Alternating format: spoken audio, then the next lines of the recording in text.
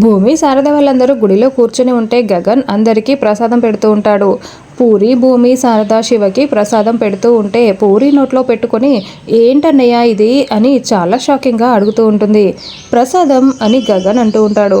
పులిహోర పొంగలి రెండు కలిపి చేయమన్నావా అని పూరి అడుగుతూ ఉంటే అవును, అనవసరంగా మళ్ళీ ఆకులు ఎందుకు వేస్ట్ అని రెండింటినీ కలిపి కట్టేయించాను అని గగన్ చెప్తూ ఉంటాడు. అయ్యో ఎలా కన్నావమ్మ నీ కొడుకుని అని పూరి అంటూ ఉంటే శారద చాలా షాకింగ్గా వింటూ ఉంటుంది. భూమి నవ్వుకుంటూ ఉంటుంది.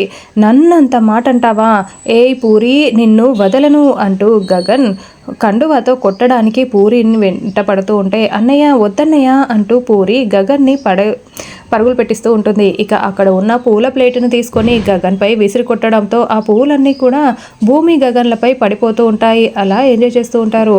వాళ్ళిద్దరూ అలా ఆడుకుంటూ నవ్వుకుంటూ తిరుగుతూ ఉంటే శారద భూమి చాలా సంతోషంగా చూస్తూ ఉంటారు. తర్వాత గగన్ భూమి పూరి శివ అందరూ కూడా సంక్రాంతి పాటకి డ్యాన్స్ని చేస్తూ ఉంటారు. ఆ పాటలో భాగంగా భూమి ఏమో గగన్ చెవి పట్టి లాగుతూ ఉంటుంది. అలా గగన్ భూమి ఇద్దరు హ్యాపీగా డ్యాన్స్ చేస్తూ ఉంటారు. అలా సంక్రాంతి పండుగని ఎంజాయ్ చేస్తూ ఉంటే శరశ్చంద్ర అపూర్వ ఇదంతా చూడలేక విసుక్కుంటూ ఉంటారు.